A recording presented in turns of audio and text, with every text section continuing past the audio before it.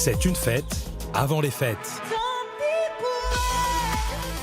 L'inauguration des Lumières de Noël. Cette année, avec Charlotte Cardin sur les Champs-Élysées. Vita sur le toit du BHV de Paris. Clara Luciani sous la coupole du plus vieux des grands magasins. Chaque année, le show doit être plus impressionnant que le précédent. Mais ces concerts ne suffisent pas. De la mi-novembre au Nouvel An, les grands magasins se métamorphosent pour faire rêver et surtout attirer les clients. Et pour les attraper dès la rue, il y a une tradition vieille de plus d'un siècle. Les vitrines de Noël. Chaque année, à chacun son style et à chacun son thème. New-Yorkais ici, et juste à côté chez le concurrent, Art déco. La seule chose qui ne change jamais, c'est la présence de marionnettes. Sylvain Duclou les installait déjà avec son père et son grand-père. On est un peu les hommes de l'ombre, l'équipe de l'ombre. Et vous verrez qu'il a une façon bien particulière de travailler. Comment tu dis quoi? Il est jeune. Bah tu vois, c'est pour ça que je suis là. Cette année, l'une des décorations les plus impressionnantes, c'est le sapin des Galeries Lafayette. Des bandes lumineuses enroulées sur elles-mêmes, 16 mètres de haut, plus de 10 tonnes, et une sacrée semaine de galère pour l'installer. Si vous commencez pas par le haut, là on va dans le mur.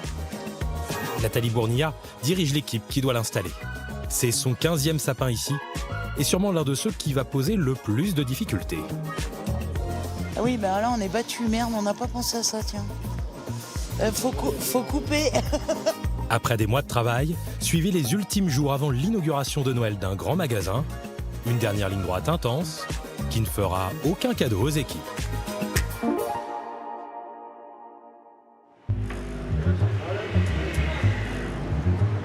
Début novembre, en pleine nuit. C'est déjà Noël au cœur de Paris. On emballe le grand magasin et on livre les premiers cadeaux. Attends.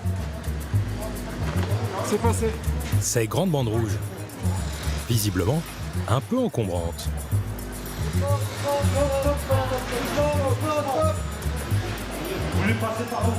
Il faut même se mettre à 10 pour les porter.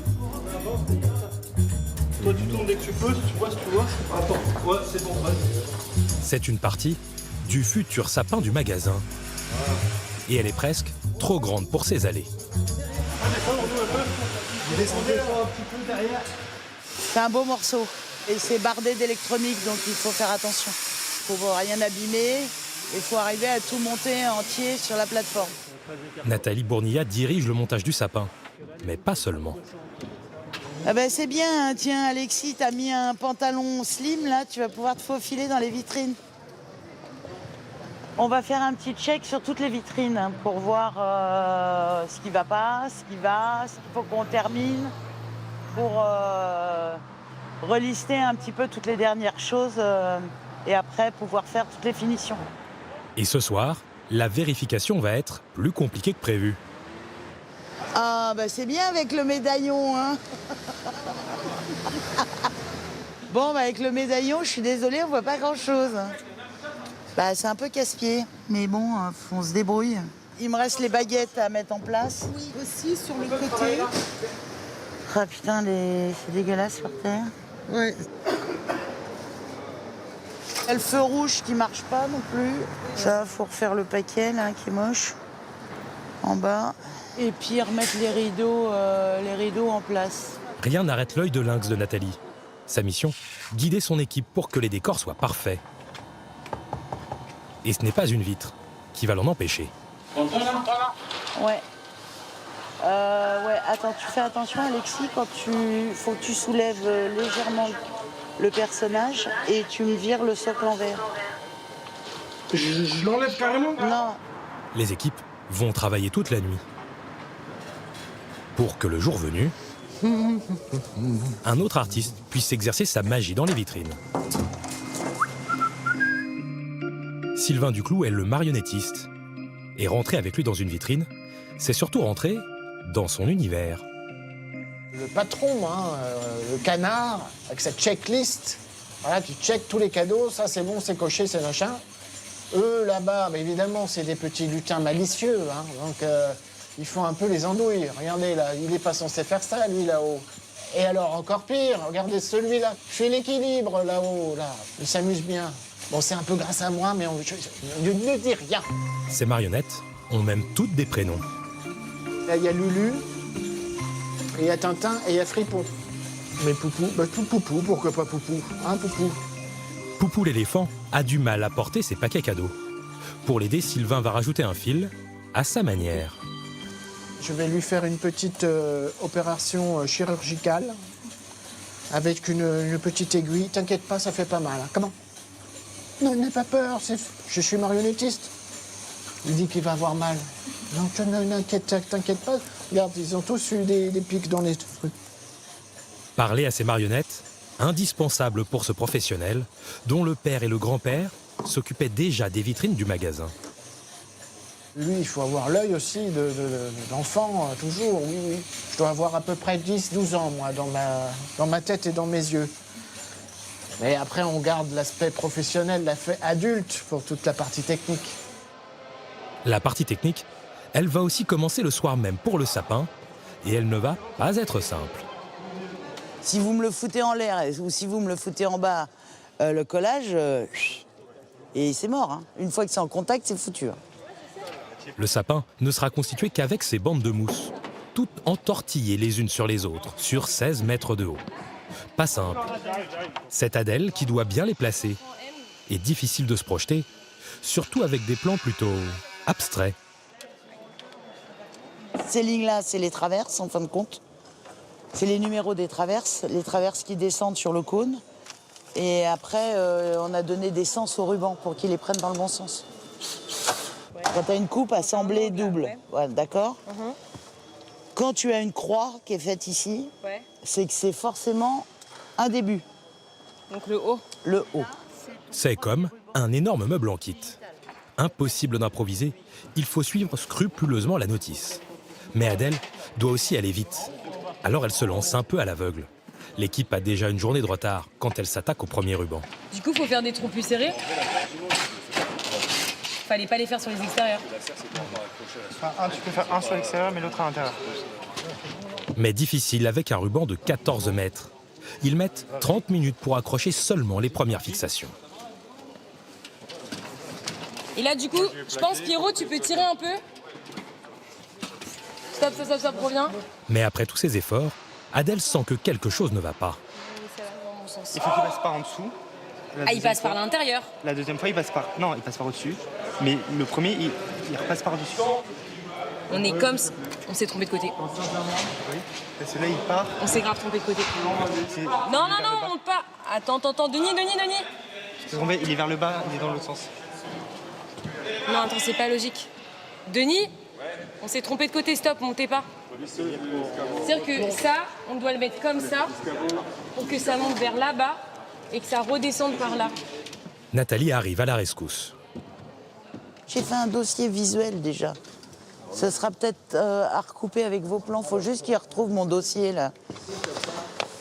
Ah, j'aime le papier, merci. Elle est pas belle la vie? Et voilà, du coup, tu vois, si on avait eu dès le départ. Donc, le premier qu'on met, c'est celui-là. La première vis du ruban, dans le bon sens, est enfin refixée.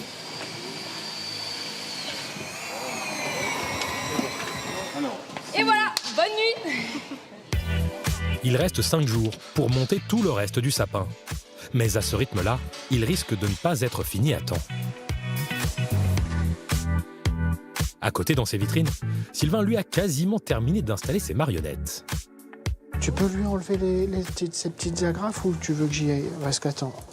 Plus à la tenaille peut-être. Il lui reste une dernière opération, mais elle est très délicate. Déplacer ce canard qu'il faut d'abord dégrafer du sol. On fait tout doux, hein, Ouais. pour pas éclater le machin.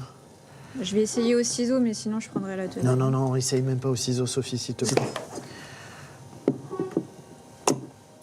Le canard, c'était sa place. Ouais. Et en fait, quand on l'a vu de l'extérieur, on s'est dit que finalement, c'était pas sa place. Et pour bouger ses fils, un outil inattendu. La pince à linge, formidable. Voilà, magnifique. C'est custom. C'est une pince à linge faite maison. Et ainsi le canard fut déplacé. Mais Sylvain doit maintenant quitter son monde pour repasser de l'autre côté du miroir, dehors en face de ses vitrines. Il va les montrer en avant-première quelques jours avant l'inauguration, et pas à n'importe qui. Je suis Sylvain, le marionnettiste. Enchanté. Sophie qui travaille avec moi. Il salue Jeanne de Talente, l'artiste qui cette année a imaginé et dessiné toutes les vitrines. Les petits amis de Sylvain vont-ils la convaincre? Mais c'est trop beau. Ils sont trop mignons. Mais les gestes, ils sont super. On a essayé de se calquer hein, sur vos illustrations. Bah ouais, mais le mouvement, ça fait énormément, parce que ça aurait pu être un peu nul, mais ils sont super. J'ai toujours peur que ça soit... Ah oui. C'est génial. On y a mis du cœur. Hein. Bah c'est hyper, il est hyper sensible, ils sont hyper sensibles, les mouvements. Est-ce qu'ils ont des petits noms? Non. C'est Je vrai? n'ai pas donné de nom, non. Bah, moi, oui. Alors, super. Lulu, Tintin, Fripon. Des adultes retombés en enfance. Ces vitrines risquent bien d'attirer les petits et les grands. Le téléphone. Une semaine plus tard, c'est le grand jour, l'inauguration. 2 heures avant l'arrivée des premiers clients, l'équipe d'une luxueuse maison d'art de la table termine de dresser son stand éphémère. Est-ce qu'on veut un pic tout droit, comme ça? Moi, je trouve que c'est bien parce que là, tu as déjà un pic entre le wagon et... Ok, donc on reste comme ça. comme ça. Ok. Situé pile à l'entrée du magasin, c'est la meilleure place. Le stand doit être beau, mais aussi, et surtout, donner envie d'acheter. Le produit phare de cette maison, ces gros œufs, sont ainsi bien mis en valeur. Mais peut-être un peu trop. Marie Bossier, directrice de marque, trouve qu'ils font de l'ombre au reste du stand. C'est vrai que les autres produits, on les voit un petit peu moins. Et comme je me pose la question, tu vois, de la répartition sur les stèles. Peut-être plus ici.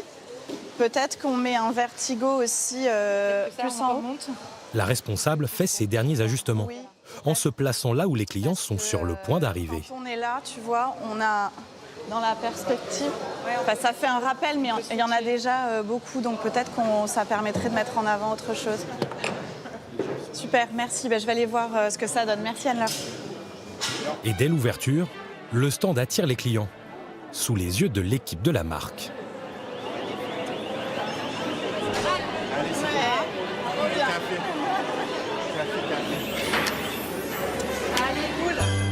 Pour eux, la saison est lancée. Et dehors aussi. Petits et grands sont émerveillés, sans se douter des nuits de travail qui se cachent derrière ces décors. Le sapin, lui, a été fini au dernier moment, juste 2 heures avant l'inauguration. Mais ces maîtres de ruban font immanquablement relever la tête aux clients. Celle de Nathalie aussi, mais elle pense déjà au sapin de l'an prochain.